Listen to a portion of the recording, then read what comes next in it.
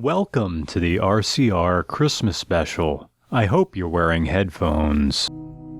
Ariel Atom, here I come, make way! I'm a race car driver, don't you know? Vroom, vroom, vroom, I'm late for the Indianapolis 500 shitting dick nipple! This is a 2012 Ariel Atom 3, and you're now picturing your grandmother masturbating.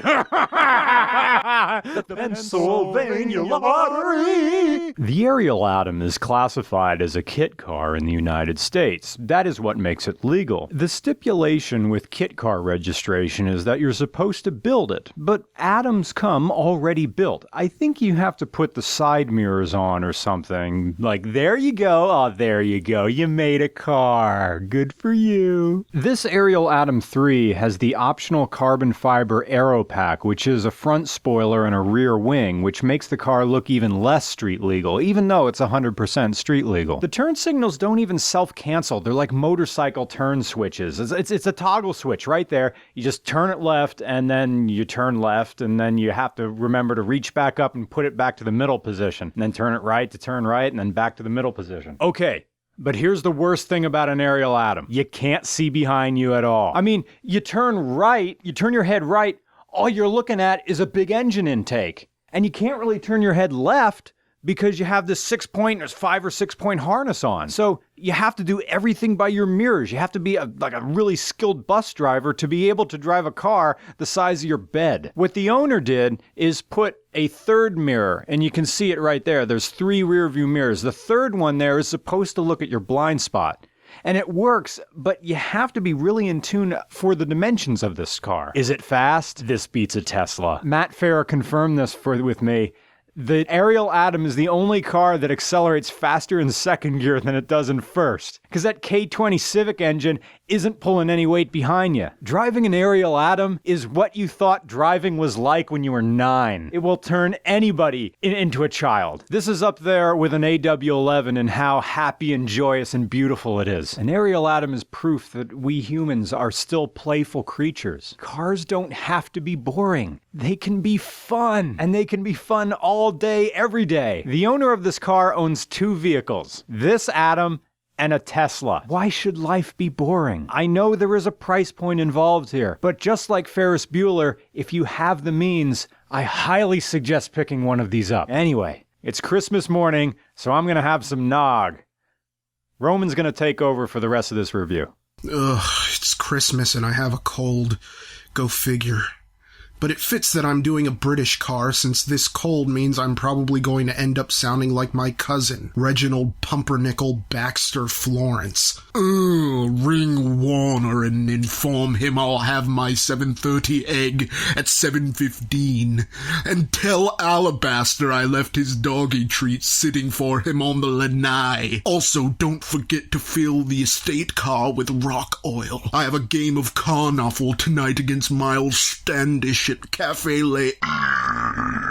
Oh yeah, Ariel Atom. Okay, so some people hate genuine effort, which is why the idea of this car on the open road might offend more delicate sensibilities. But once you're actually strapped into this badass son of Somerset, I don't know how anyone could hate it. It's a street-legal religious experience that has the potential to ruin cars for you forever. Sure, there's no power steering, no power brakes, and no traction control, but that never stopped the more adventurous among us before, and it's unlikely to stop any of us in the future. Marrying the Honda K24 engine to a 6-speed manual transmission means the Ariel Atom 3 is the closest I'll ever come to being Lewis Hamilton. And yet, you really shouldn't let your speedster instincts take over.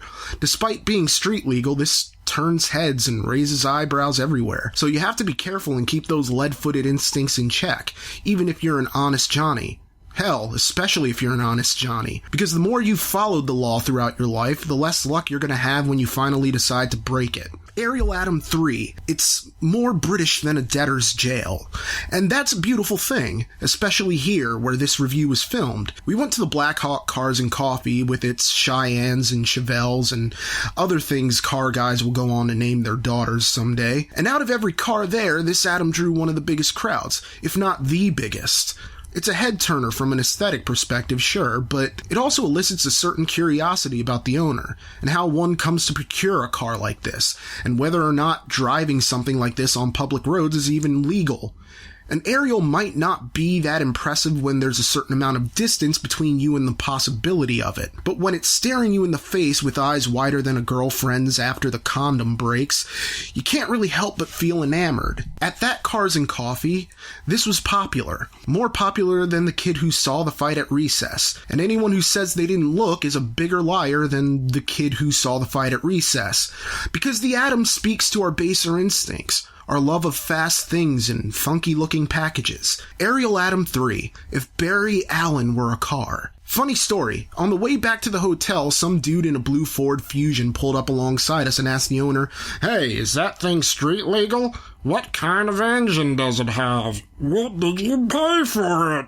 And the owner, Dave, with his smooth British accent underlying the patience of a saint, answered all of his questions in the moment it took for the light to change. Now, this dude in blue, who totally wasn't David Patterson, by the way, this dude in blue ended up whipping out his smartphone, driving alongside us, and shooting a video of the Atom in action. No eyes on the road, no cares in the world, and a big dopey-ass grin on his face, like he walked right out of the music video for Black Hole Sun. I'm sure he ran home to post it to social media with the hashtag life goals or some other fresh nonsense. I guess the moral of the story is this: don't be that guy who asks random strangers how much they paid for things. Sure, you might be genuinely curious, but in the trade-off, you'll end up sounding more judgmental than a church filled with the recently saved. Earlier, I said that the Atom has the ability to ruin cars for you forever, and that's kind of hyperbolic, but what I mean by it is that the Atom has the power to change you, to create a fixed point that forks your life into two categories: everything before the Atom and everything after. The Atom is important in the way a 14-year-old thinks high school is important. High school sucked, but it's supposed to. It's the acknowledgement that things aren't going to go your way in life. But it's also valuable socially because it sort of catalyzes one's understanding of self-worth. Get rejected enough times and you might think you're the problem, until you realize everyone else is going through the same shit, and that it's nerves and awkwardness and weird makeout sessions and late-night phone calls going nowhere, and not asking that one girl out because Jesus Christ, look at her.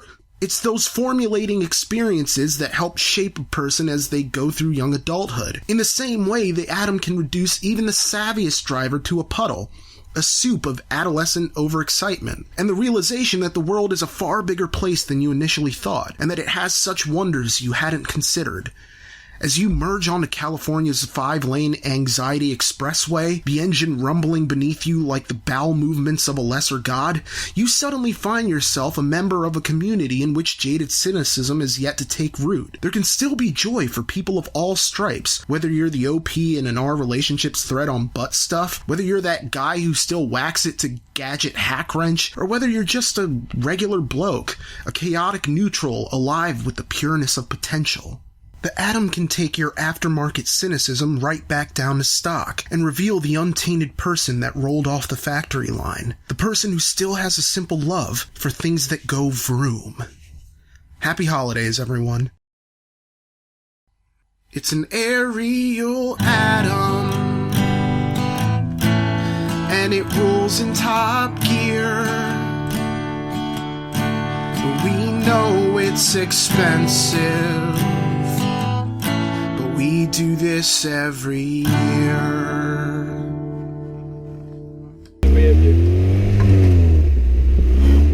Whoa.